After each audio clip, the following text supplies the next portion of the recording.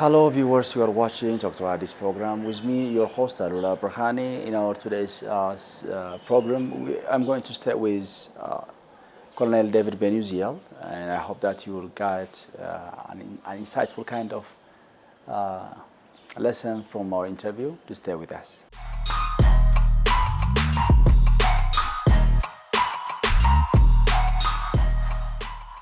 Retired Colonel or Colonel David Benuzel.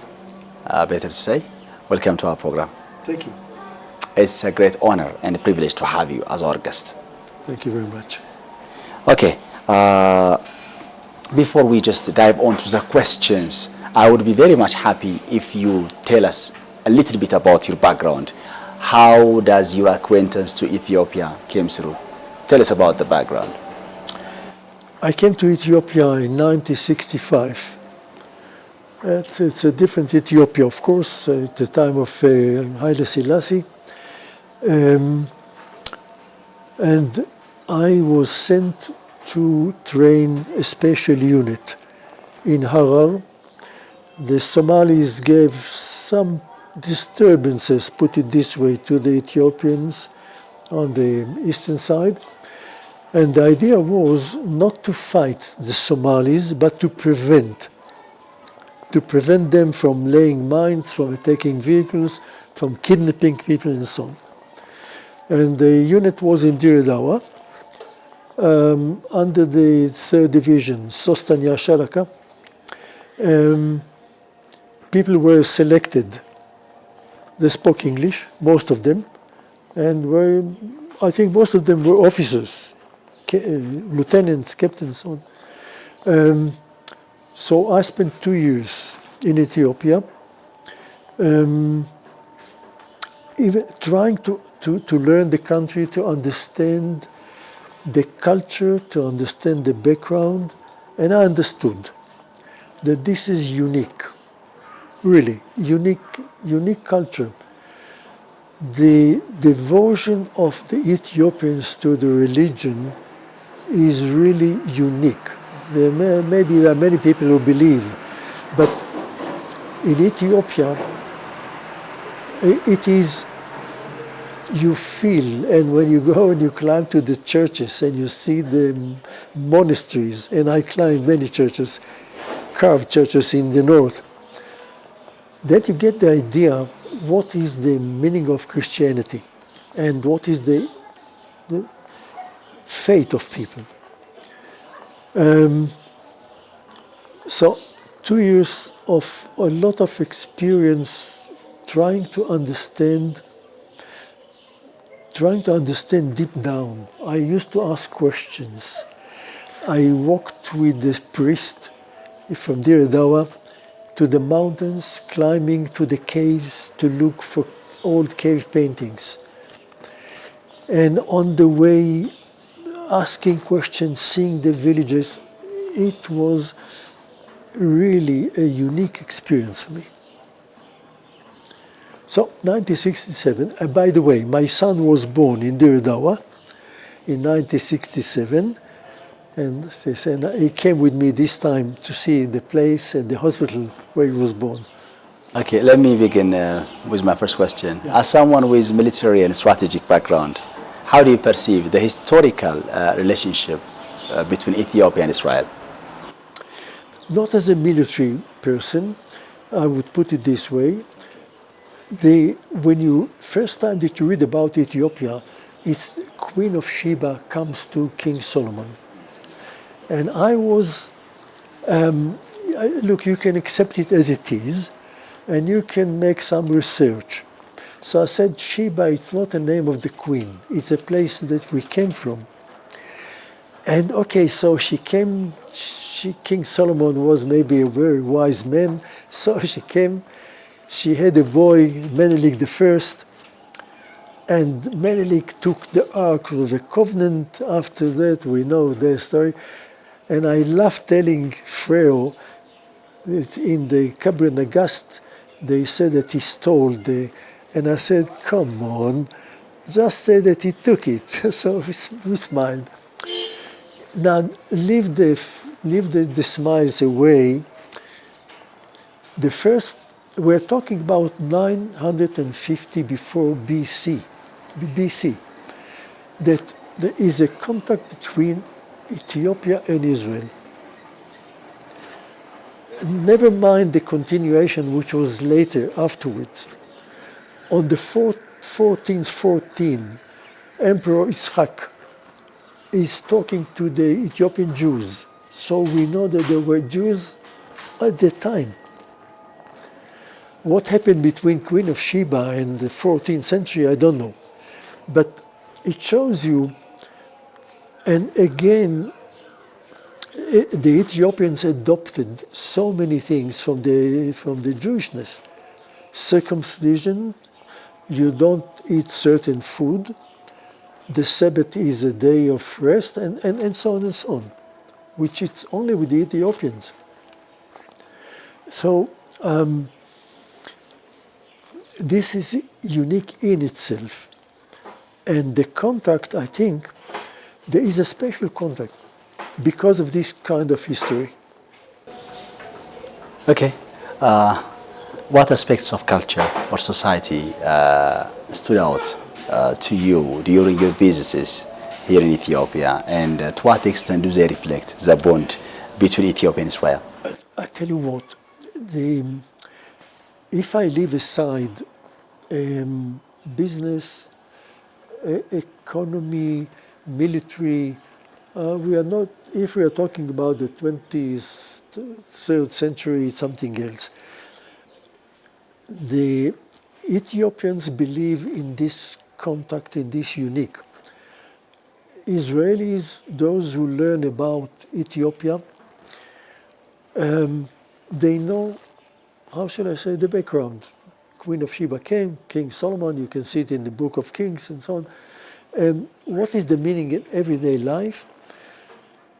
Many Israelis visited Ethiopia as tourists.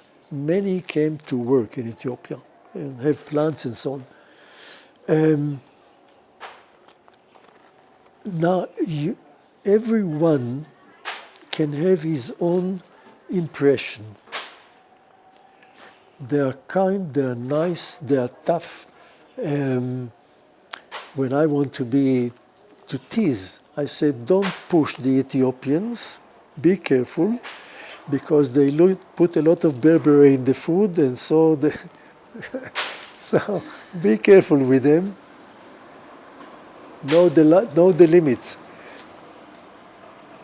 But to tell you, I mean, coming to Ethiopia is a continuation of the months of Israel, but in a different place, everything is different. Still, in the background, you have this legend, this story, and Jews living in Ethiopia. Good. In Europe, let's come to your opinion. How have diplomatic, military or intelligence ties evolved between Israel and Ethiopia over the decades? Let's talk about that, because you told me in Harar you just have trained one special unit by the time that the Somali have been posing a threat to Ethiopia. Yeah. So even you have got, I could say, a very memorable kind of cultural tie to Ethiopia, like your son was born there in Ridwa. It has got its own feeling. It really elevates your connection to Ethiopia as well.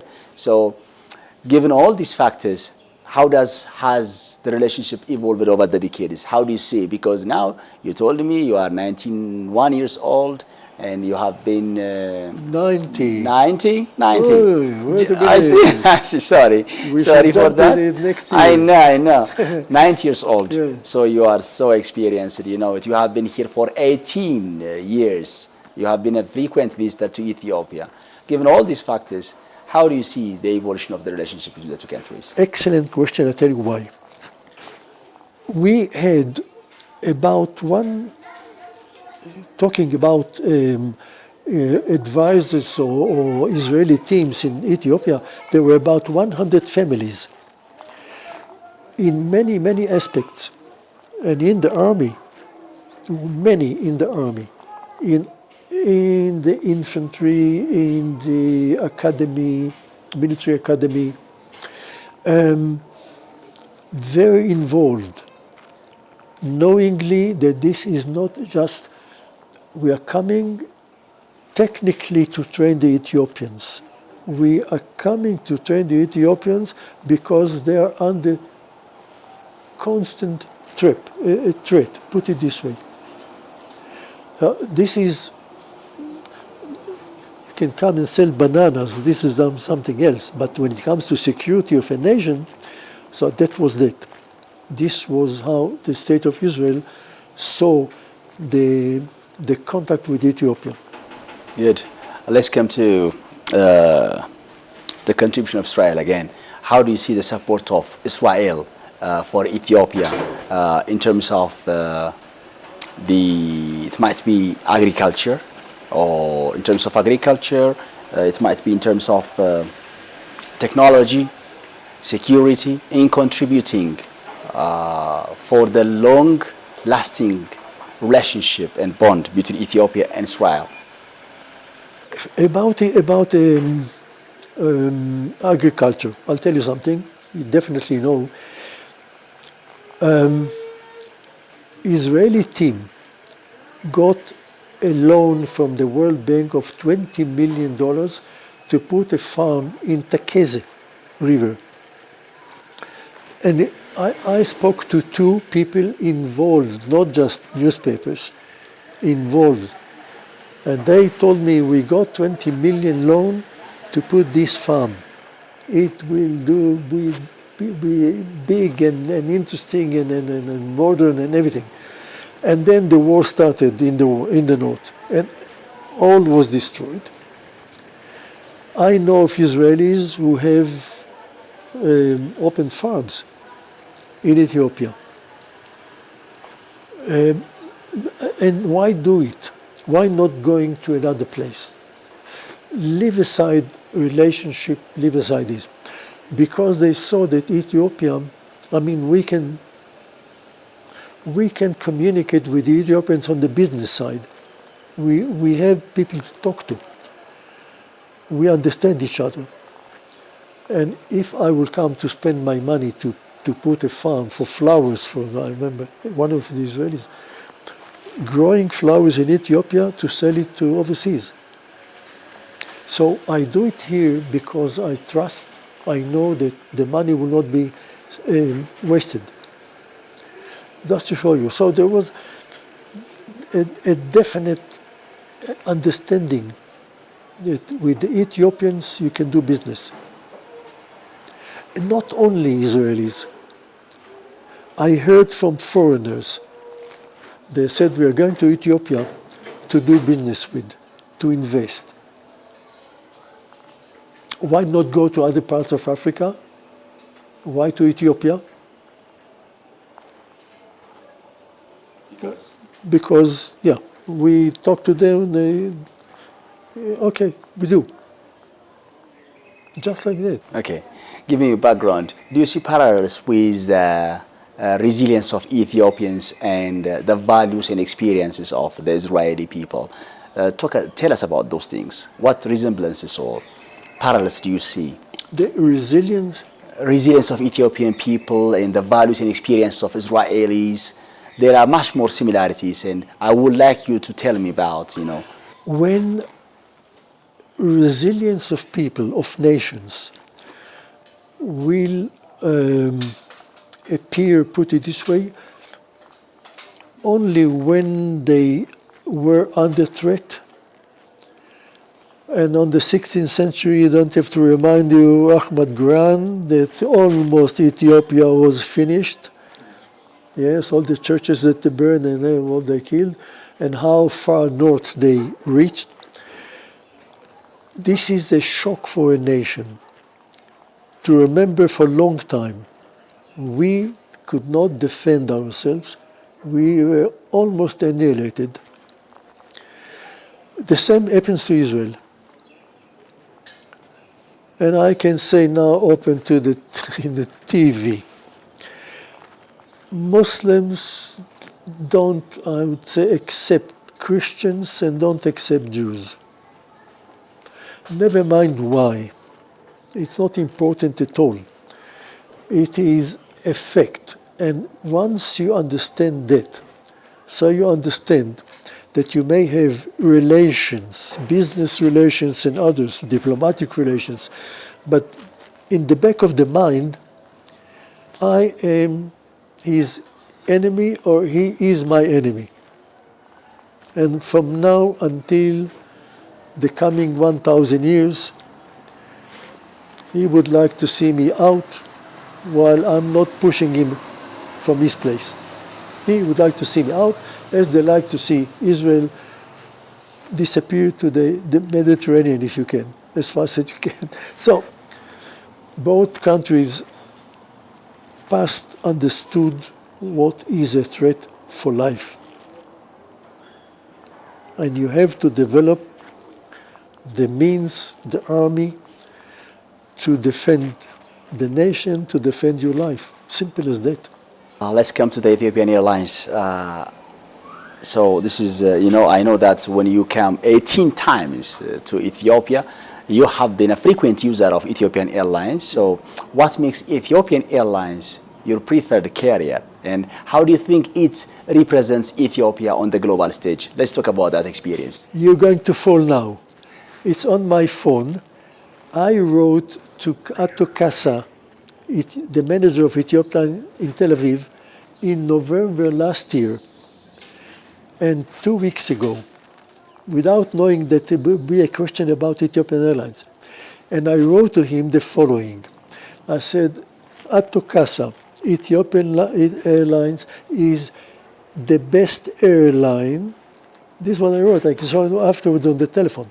The best airline. Even in the corona you came. Having one passenger, two passengers, you came. Now when all the companies stopped for so long, took you 2 days to think maybe, and then you came and you continued. But I want to take you back to 1965. I flew Ethiopian Airlines in 1965, okay? Not today. And it was a small airline, not flying all over the world, flying inside Ethiopia. And in some cases it was efficient, put it this way. But Ethiopian Airlines of today, the efficiency, the timetable, the food, the service,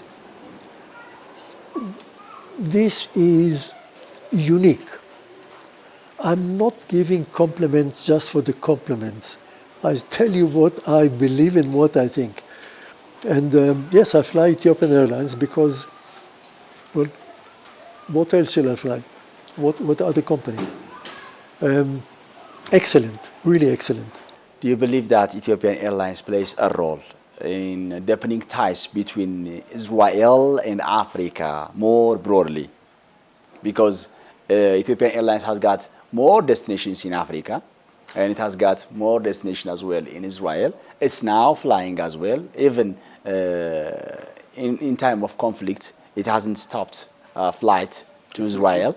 This shows it's resilient and it's serving all nations equally. That's one value of the airline.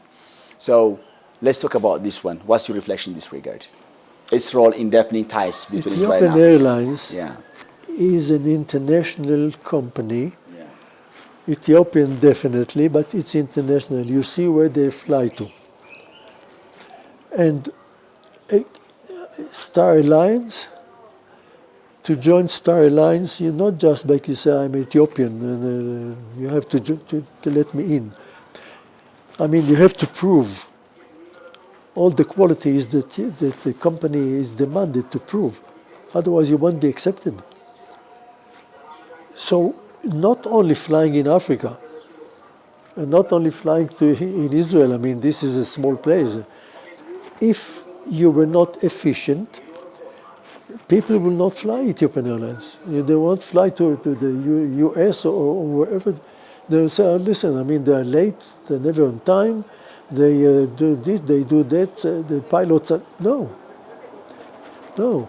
You could become what you are. The Ethiopian Airlines became what they are because they are efficient. Just like that. Whatever you say, whatever extra you say, the main point, they show efficiency to the level that they compete with companies all over the world.